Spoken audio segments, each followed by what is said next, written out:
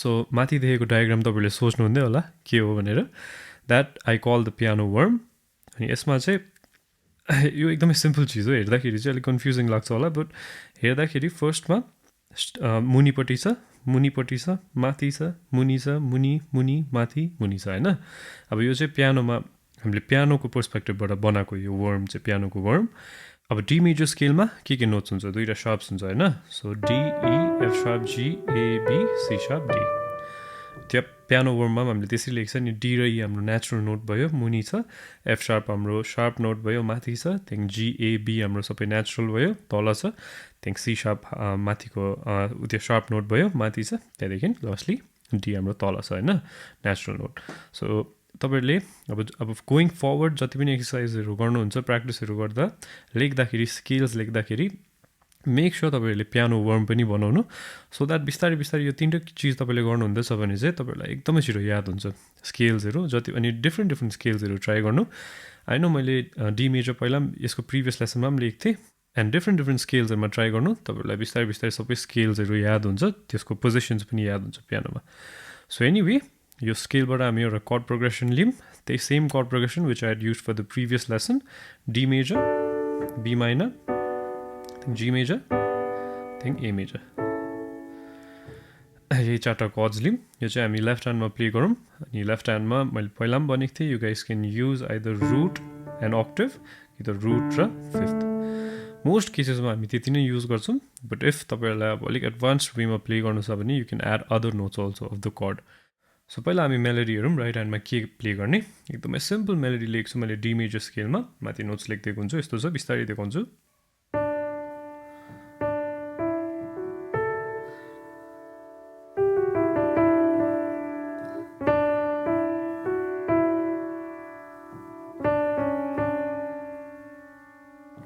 यस्तो छ अनि जुन चाहिँ मैले यो सी शार्पबाट डी गरेँ नि यो फास्ट प्ले गरेर डीमा झरेँ नि यो होला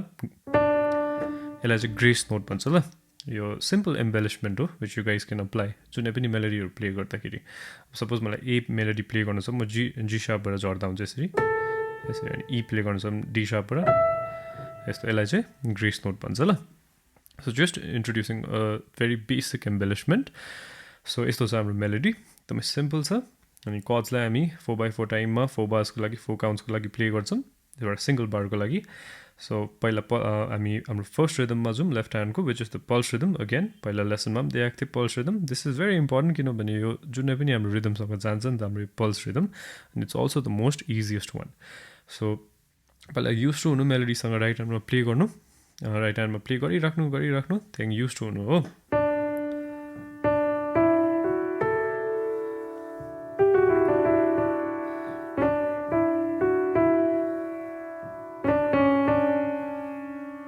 यति नै हो मैले सर्ट राखेको छु मेलोडी पनि एकदमै सिम्पल राखेको छु त्यहाँदेखि लेफ्ट ह्यान्डको पनि युज टु हुनु कर्ड चेन्जेसहरू अनि हाम्रो लेफ्ट ह्यान्डको rhythm so the first rhythm is the pulse rhythm जुन चाहिँ मैले प्रिभियस लेसनमा पनि दिएको थिएँ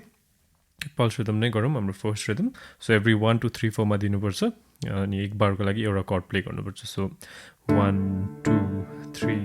4 chord change B minor 1 2 3 4 chord change G major 1 2 3 4 thing A major 1 2 3 4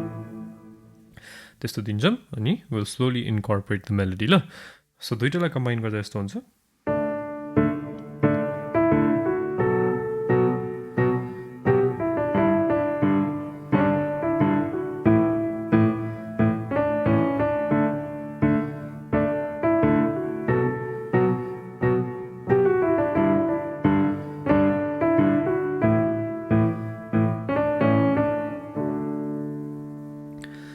so यस्तो छ हाम्रो पल्स रिदमसँग राइट ह्यान्डको मेलोडी अब let's move on to the next rhythm number 2 which is the toggle rhythm यहाँ पनि same you can either use root and octave कि त रुट र फिफ्थ म चाहिँ रुट र फिफ्थ युज गर्छु let's keep the same melody going in the right hand अनि यो पहिला टगल रिदम देखाइदिन्छु ल लेफ्ट ह्यान्डमा जस्ट यस्तो 1 2 1 2 1 2 त्यस्तो खाले यस्तो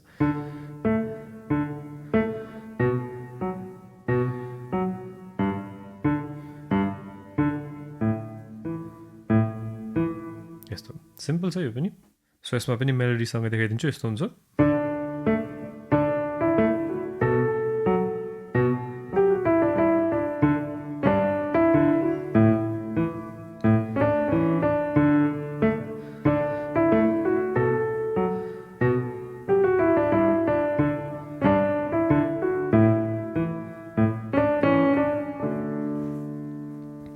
सो यस्तो छ हाम्रो toggle rhythm if you guys have any confusion तपाईँहरूलाई कुनै पनि रिदममा केही पार्टहरू तपाईँलाई साह्रो लाग्दैछ भने लेट मी नो तपाईँले मलाई मेसेज गरेर सोद्धा हुन्छ कुन चाहिँ पार्ट तपाईँलाई अलिकति ट्रिकी लाग्दैछ कुन चाहिँ पार्ट तपाईँले राम्ररी बुझेन भने म सेपरेटली त्यसको तपाईँहरूलाई सेपरेट भिडियो बनाएर कि त सेपरेट एउटा के सेसन गरेर म तपाईँलाई त्यसको डाउट क्लियर गरिदिन्छु ल सो मेक स्योर तपाईँलाई केही डाउट छ भने चाहिँ लेट मी नो है so anyway let's move on to our next rhythm left ह्यान्डको अब चाहिँ हामी लेफ्ट ह्यान्डमा ब्रोकन वेमा प्ले गरौँ डल्लै कर्डै प्ले गरौँ हामीले अहिलेसम्म हामीले रुट र फिफ्थ मात्रै प्ले गर्दै थिएँ होइन अब चाहिँ रुट थर्ड फिफ्थ थर्ड भनेको मेजर थर्ड कि त माइनर थर्ड त्यो पनि एड गरौँ अनि ब्रोकन वेमा प्ले गरौँ सो पहिला देखाइदिन्छु डी मेजरको हाम्रो के नोट्स हुन्छ डी एफ सार्प ए हुन्छ होइन यसरी प्ले गरौँ त्यहाँदेखि बी माइनरमा के हुन्छ बी डी एफ सार्प त्यहाँदेखि जी मेजरमा GBD A measure A C sharp E. Then let's keep the same melody going in the right hand.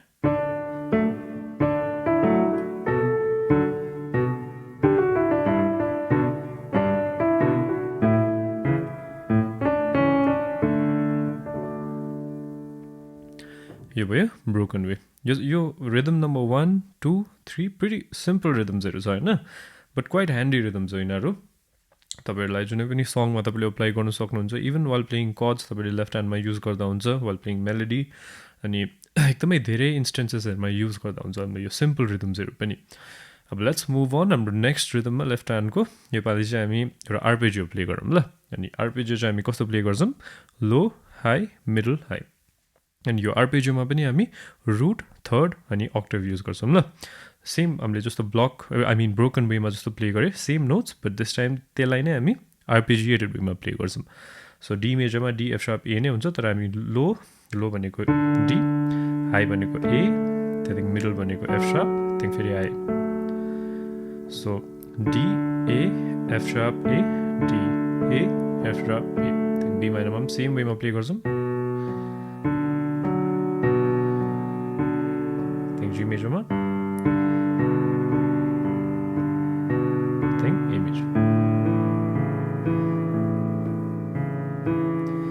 यसमा पनि हामी मेलोडी अप्लाई गरेर प्ले गरौँ राइट ह्यान्डमा अनि यो प्ले गर्दाखेरि चाहिँ we can also use the sustain pedal ल सस्टेन पेडललाई होल्ड गरेर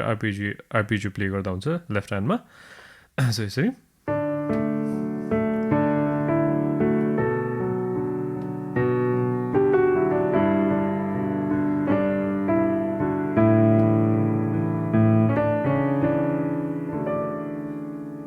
एन्ड किप इट गोइङ ल जस्तो मैले एकपल्ट मात्रै बजाएँ किप इट गोइङ तपाईँहरूलाई त्यो स्मुथ भएको छैन प्लेइङ भनेर चाहिँ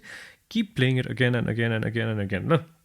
फर्स्टमा एकदमै स्लोली बजाउनु जसरी मैले अहिले देखाएँ त्यहाँदेखि स्लोली इन्क्रिज द टेम्पो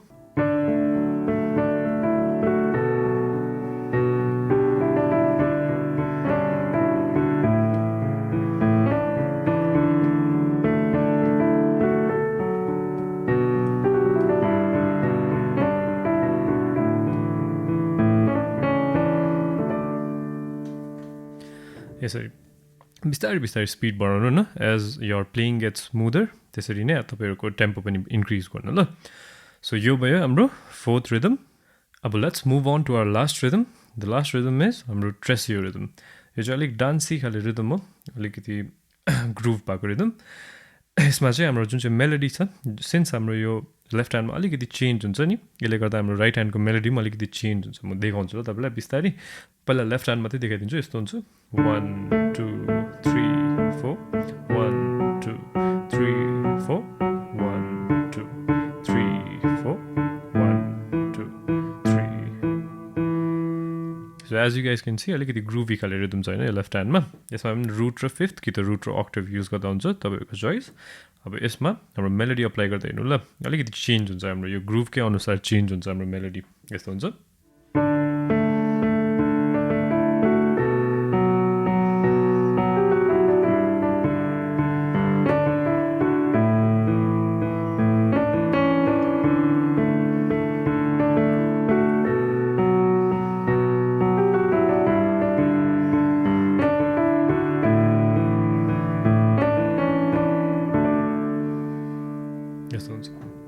यो प्ले गर्दाखेरि लेफ्ट ह्यान्डको ग्रुभलाई चेन्ज हुन नदिनु ल यो किप द्याट गोइङ लुपमै प्ले गरेको